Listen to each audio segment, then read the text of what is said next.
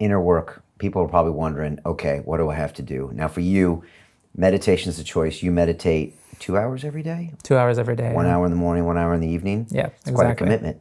Yeah. And then the Vipassanas, you go longer, right? These are like 10 days. Yeah, 10 days. I've done courses longer, like 20, 30 days. And that's no talking. No talking. You're meditating 10 hours a day.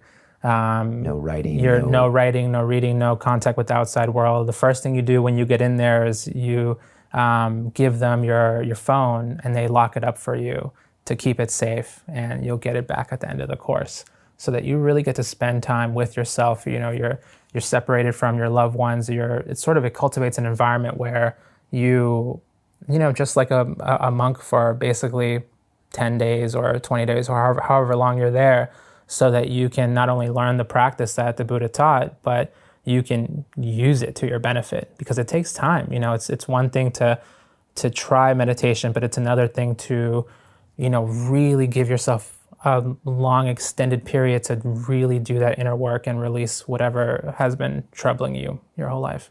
I've never done one of those. We just had a guest named Mimi Icon who tried it the first time and ran away from the center, which I guess happens a lot. Tim Ferriss, who is no stranger to plant medicines, did one recently and said it was more difficult than an ayahuasca ceremony. He said around day 4 or 5, it was just counterintuitively a really, really hard place to go without chemicals or anything. And he went to some really dark places. What's going on there? Yeah, it's actually, and it's different for every individual, right? Every individual has a very different history, a very different set of accumulated patterns. So, you know, I don't particularly know what Tim Ferriss's story is, but we all go through different things. I remember when I did my first one of the main things I felt was such intense anxiety.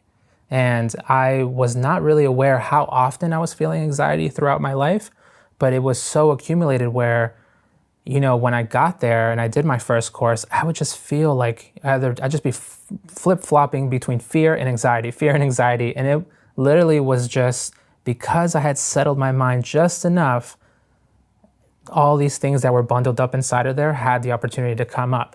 And that practice is worthwhile because it actually gives you the tools to not only not reinforce them or get caught up in that storm, but really just, you know, create that space within yourself so that you can release all these things. And when you get out at the other end, you know, I remember my first one out, I was thinking about leaving for between day 1 to like day 7. I was like, how am I going to get out of here? And luckily I actually didn't leave because I was in the middle of Washington State, a state that I had never been in before, and I had gotten a ride there and this was before the time of Uber, so I literally had no way of getting home.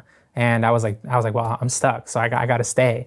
And I'm so glad that the situation worked out that way, and I stayed. And you know, most people, like the amount of people who actually do leave during their first course is very, very small. So it's like, you know, overhyped. Like most people stay, most people finish it, and they feel fantastic at the end.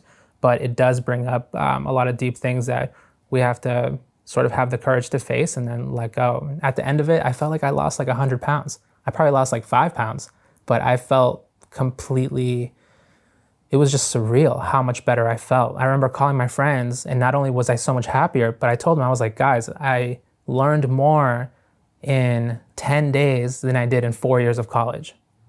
That's like the only way that I could describe it. You know, we were talking about the author, is it Yuval Harari, that did Sapiens and the rest, yeah. right? He goes on these 30-day meditation. Yeah, he does. retreats. He does one 60-day course a year.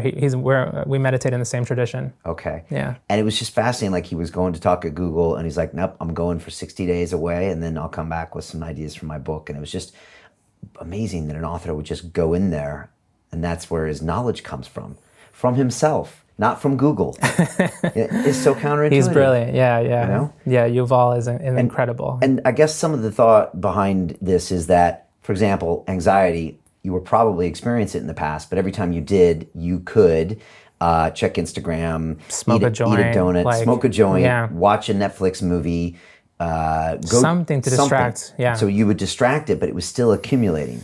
And then when you're on your own with no other distractions, Nothing, yeah. then you have to finally face and process that stuff, right? Yeah, and in a big way, it just felt like it was just gushing out. And I'm glad, because you think about when you actually get a wound, right? Don't they need to clean it before they wrap it up? And it's the same thing. I feel like oftentimes we're wounded so much throughout life, and we never do that work to actually clean up that wound, process it well, so that it can actually heal.